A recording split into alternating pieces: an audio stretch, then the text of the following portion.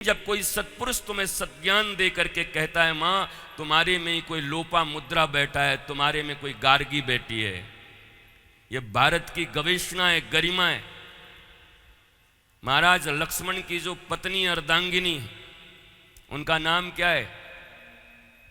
लक्ष्मण की अर्धांगिनी का नाम जानते हो? उर्मिला। उर्मिला, गार्गी, लोपा मुद्रा, ये आज तक के भारतवर्ष में सबसे बड़ी ध्यानी और ज्ञानी और योगिनी है। रामदेव बाबा से भी पूछ लेना लोपा मुद्रा कौन है, मिले तो अब पूछ लेना उर्मिला कौन है, तो समझ आएगा तुमको। उर्मिला जैसी ध्यानी आज तक कोई मिला नहीं। अरे श्री राम के कथा में रामचरितमानस लिख दिया गया। मैं तो ये कहता हूं भगवान राम के इस पूरे वंश में, राम जी के समय में, अगर उन 4 बहुओं में से एक एक बहुओं के ऊपर पूरा ग्रंथ लिखा जाए तो भारत का मंगल हो जाएगा महाराज। कौन श्रुतकीर्ति, कौन मांडवी और कौन उर्मिला, उनके चरित्र को तो लिखा ही नहीं गया, कोई बताया ही नहीं आज तक।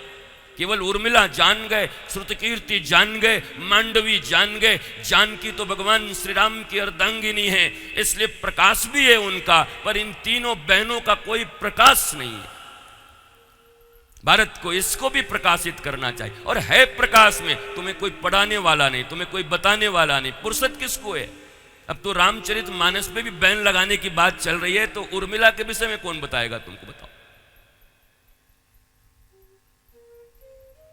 तुम्हारे जीवन में भी वही मस्ती आ सकती है जिनका पति 14 साल के लिए चला गया हो। वो उर्मिला के आंखों में कभी आंसू नहीं आया,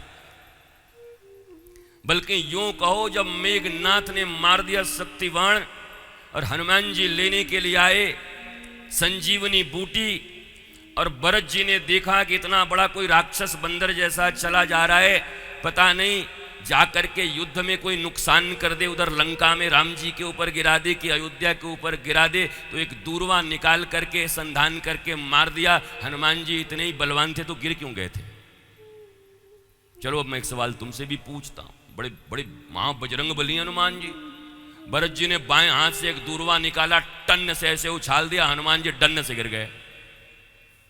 और मजे की बात तो यह है, हनुमान जी को भी देखो पता चला बाद में, हनुमान जी से राम जी ने कहा कि आज तुमने मेरे भाई को बचा लिया, आज लक्ष्मण को बचा लिया। बोला हमको पता चल गया। बोला कैसे?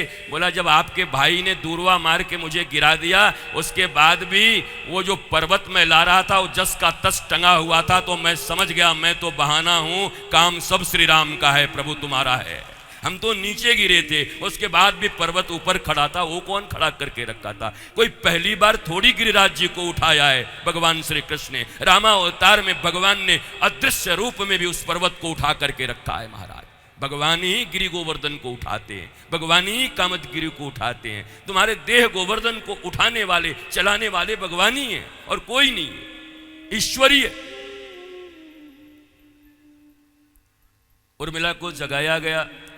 हनुमान जी बड़े दुखी होकर के, इमोशनल होकर के, थोड़ा ऐसे ऐसे अश्रु ले करके बोला हम थोड़ा मिलना चाहते हैं उर्मिला जी से। जाकर के भगवान को खबर देंगे कि हम आश्वासन दे के आए हैं। जाके वहाँ देखा वो मस्त ऐसे करके बैठी हुई हैं ध्यान मुद्रा में, जैसे गार्गी और लोपा मुद्रा बैठी रहती हैं। उनके महाराज चेहरे की चमक, उनका प्रकाश दिग दिगंत की ओर प्रकाशित कर रहा है। वो देख करके हनुमान जी चौंक गए, ये कौन है? बोला यही है लक्ष्मण की अर्धांगिनी उर्मिला। अच्छा इतना तेज, ऐसी तेजस्विता कौन से ब्यूटी पार्लर में जाती हैं? बोला किसी ब्यूटी पार्लर में नहीं जाती। इनके ध्यान की, इनके ज्ञान की, इनके योग की चमक है इनके चेहरे पर। आपको जानकर आश्चर्य होगा, हम अपने गुरु के आश्रम में रहते थे, हमारे यहाँ तो साबुन भी नहीं था महाराज, साबुन भी नहीं लगाते थे हम। हमारे यहाँ स्नान 3 वक्त करते, मिट्टियों से, राखों से। पर यह पक्की बात है उस आश्रम के प्रत्येक व्यक्ति के चेहरे पर, मस्तक पर एफुल्जेंस होता था। वो एफुल्जेंस किसी भी क्रीम का नहीं होता था, पाउडर का नहीं होता था, बल्कि दिए हुए गुरु मंत्र के जाप से 45 मिनट 1.5 घंटे तक करते थे और चेहरे पे ललाट पे चमक हुआ करती थी महाराज। मुझे याद ही नहीं कि कभी किसी ने कुछ लगाया हो। भारत की वो गरिमा है। और मैं भी तुम्हें एक बात कहता हूं मेरी मां, या जो भी लोग यहां सुंदर होने के लिए बैठे हो, पर आपको कहता हूं, किसी गुरु के द्वारा मिले मंत्र पर, भगवान नाम पर अगर प्रतिदिन तुमने 45 मिनट 45 मिनट्स अगर उनका जाप और ध्यान कर लिया, जैसे तुमको वो क्या बोलते हैं, भैंस में लगाते हैं और बोलती गोरी हो जाएगी, क्या नाम है, fair and lovely, fair and lovely का जो प्रचार करते हैं, मैं तुम्हें आज भी प्रचार करता हूं, एक तरफ फेयर एंड लवली लगाओ और दूसरी तरफ निष्णात मन से गुरु के बताए मार्ग से केवल 1 महीने 45 मिनट का ध्यान धरो। अगर फेयर एंड लवली लज्जा करके नहीं भाग गया तो तुम बताना कि फेयर एंड लवली क्या है। तुम्हारे चेहरे पे, मस्तक पर एफल्जेंस होगा और वो अलग प्रकाश होगा। वो प्रकाश सिर्फ गोरा और काला का बात नहीं है, वो चमक होगी तुम्हारे चेहरे पे। निष्णातता, विद्वता, ईश्वरीय प्रकाश होगा, शांति का प्रकाश होगा।